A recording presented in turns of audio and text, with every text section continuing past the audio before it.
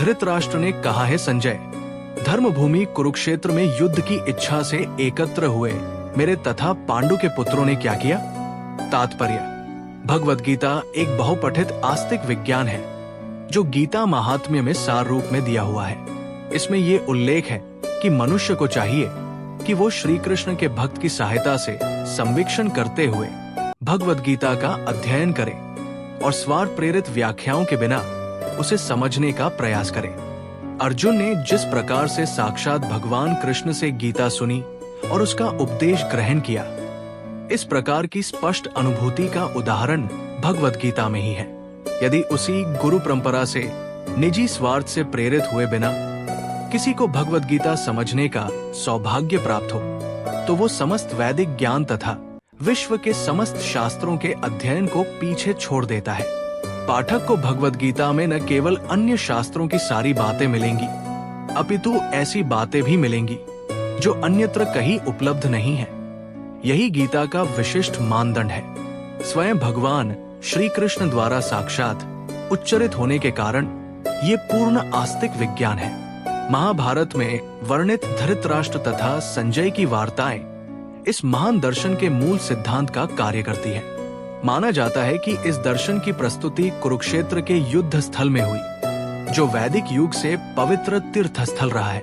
इसका प्रवचन भगवान सुबह के 6:23 11:15-2025 डॉल्चिन द्वारा मानव जाति के पथ प्रदर्शन हेतु तब किया गया जब वे इस लोक में स्वयं उपस्थित थे। धर्म क्षेत्र शब्द सार्थक है क्योंकि कुरुक्षेत्र के युद्ध स्थल में अर्जुन के पक्ष में श्री भगवान स्वयं उपस्थित थे।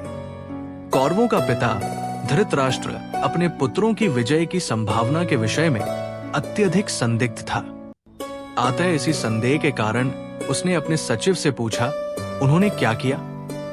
वो आश्वस्त था कि उसके पुत्र तथा उसके छोटे भाई पांडु के पुत्र कुरुक्षेत्र की युद्ध भूमि में निर्णयात्मक संग्राम के लिए एकत्र हुए हैं। फिर भी उसकी जिज्ञासा सार्थक है।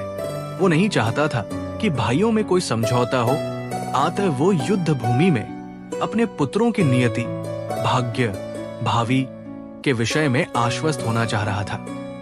चूंकि इस युद्ध को कुरुक्षेत्र में लड़ा जाना था, जिसका उल्लेख वेदों में स्वर्ग के निवासियों के लिए भी तीर्थ स्थल के रूप में हुआ है, अतः धृतराष्ट्र अत्यंत भयभीत था कि इस पवित्र स्थल का युद्ध के परिणाम पर न जाने कैसा प्रभाव पड़े। उसे भली भांति ज्ञात था कि इसका प्रभाव अर्जुन तथा पांडु के अन्य पुत्रों पर अत्यंत अनुकूल पड़ेगा, क्योंकि स्वभाव से वे सभी पुण्यात्मा थे।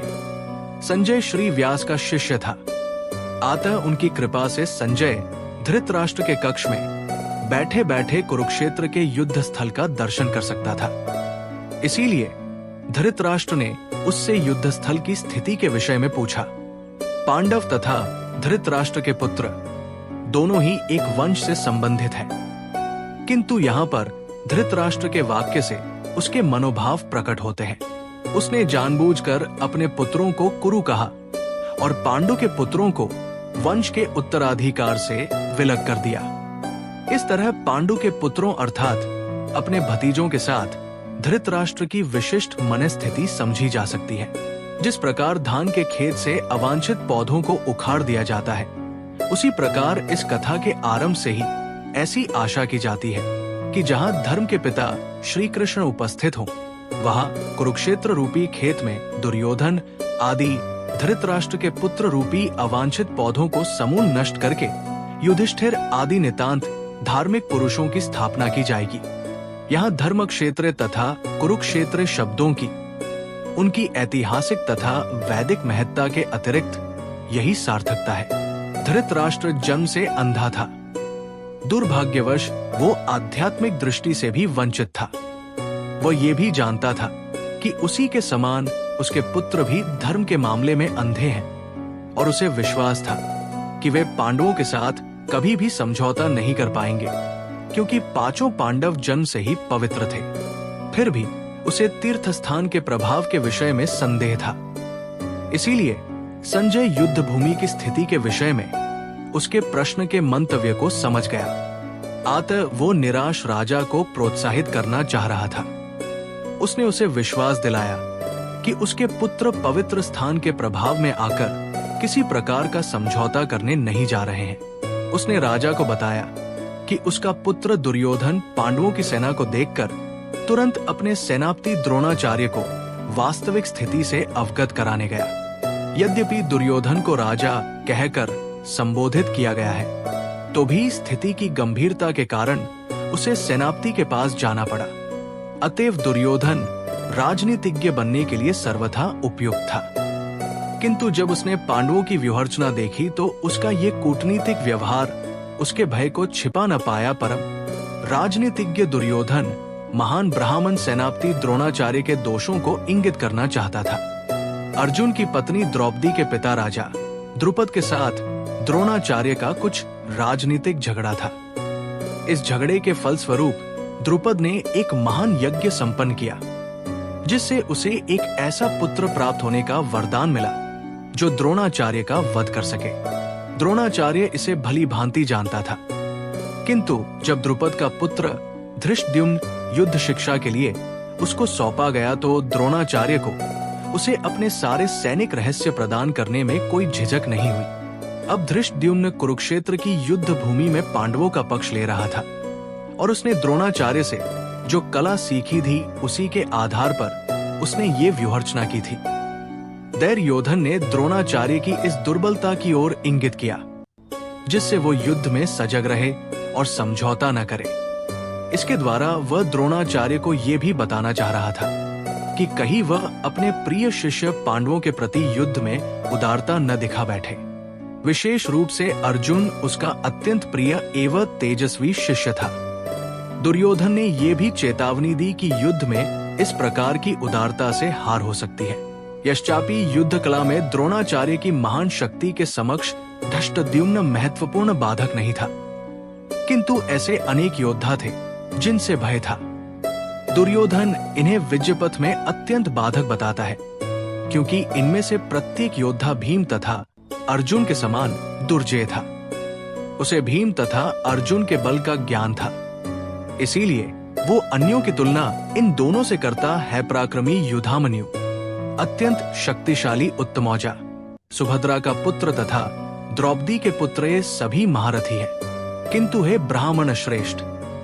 आपकी सूचना के लिए मैं अपनी सेना के उन नायकों के विषय में बताना चाहूंगा जो मेरी सेना को संचालित करने में विशेष रूप से निपुण है। मेरी सेना में स्वयं आप, भीष्म, कर्ण, कृपाचार्य, अश्वत्थामा, विकर्ण तथा सोमदत्त का पुत्र भूरिश्रवा आदि है, जो युद्ध में सदैव विजयी रहे हैं। तात्पर्य: दुर्योधन उन औदतीय युद्धवीरों का उल्लेख करता है जो सदैव विजयी होते रहे हैं। विकर्ण दुर्योधन का भाई है, अश्वत्थामा द्रोणाचार्य का पुत्र है और सौमति या भूरिश्रवा बाहुकों के राजा का पुत्र है। कर्ण अर्जुन का आधा भाई है, क्योंकि ये कुंती के गर्भ से राजा पांडु के साथ विवाहित होने के पूर्व उत्पन्न हुआ था। कृपाचार्य की जुड़वा बहन द्रोणाचार्य को ब्याही थी। ऐसे अन्य अनेक वीर भी हैं जो मेरे लिए अपना जीवन त्याग करने के लिए उद्यत है। ये विविध प्रकार के हथियारों से सुसज्जित है और युद्ध विद्या में निपुण है। जहां तक अन्यों का यथा जयद्रथ, कृतवर्मा तथा शल्य का संबंध है, वे सब दुर्योधन के लिए अपने प्राणों की आहुति देने के लिए तैयार रहते थे। दूसरे शब्दों में ये पूर्वनिश्चित है कि वे अब पापी दुर्योधन के दल में सम्मिलित होने के कारण कुरुक्षेत्र के युद्ध में मारे जाएंगे। निस्संदेह अपने मित्रों की संयुक्त शक्ति के कारण दुर्योधन अपनी विजय के प्रति आश्वस्त था। हमारी शक्ति अप्रमेय है और हम सब पितामह द्वारा भली भांति संरक्षित है, जबकि पांडवों की शक्ति भीम द्वारा भली भांति संरक्षित होकर भी सीमित है। तात्पर्य: यहाँ पर दुर्योधन ने तुलनात्मक शक्ति का अनुमान प्रस्तुत किया है। वो सोचता है कि अत्यंत अनुभवी सेना नायक भीष्म पितामह के द्वारा विशेष रूप से संरक्षित होने के कारण उसकी सशस्त्र सेनाओं की शक्ति अप्रमेय है। दूसरी ओर पांडवों की सेनाएं सीमित है, क्योंकि उनकी सुरक्षा एक कम अनुभवी नायक भीम द्वारा की जा रही है, जो भीष्म की तुलना में नगण्य है। दुर्योधन सदैव भीम से ईर्ष्या करता था, क्योंकि वह जानता था कि यदि उसकी मृत्यु कभी हुई भी तो वो भीम के द्वारा ही होगी। किंतु साथ ही उसे दृढ़ विश्वास था कि भीष्म की उपस्थिति में उसकी विजय निश्चित है, क्योंकि भीष्म कहीं अधिक उत्कृष्ट सेनापति है। वो युद्ध में विजयी होगा, ये उसका दृढ़ निश्चय था। भीष्म पितामह के शौर्य की प्रशंसा करने के बाद दुर्योधन ने सोचा कि कहीं अन्य योद्धा ये न समझ ले कि उन्हें कम महत्व दिया जा रहा है। अतः दुर्योधन ने अपने सहज कूटनीतिक ढंग से स्थिति संभालने के उद्देश्य से उपर्युक्त शब्द कहे। उसने बलपूर्वक कहा कि भीष्म देव निस्संदेह महानतम योद्धा है, किंतु अब वे वृद्ध हो चुके हैं। अतः प्रत्येक सैनिक को चाहिए कि चारों ओर से उनकी सुरक्षा का विशेष ध्यान रखें। हो सकता है कि वे किसी एक दिशा में युद्ध करने में लग जाएं और शत्रु इस व्यस्तता का लाभ उठा ले। अतः ये आवश्यक है कि अन्य योद्धा मोर्चों पर अपनी अपनी स्थिति पर अडिग रहें और शत्रु को व्यूह न तोड़ने दें। दुर्योधन को पूर्ण विश्वास था कि कुरुओं की विजय भीष्म देव की उपस्थिति पर निर्भर है।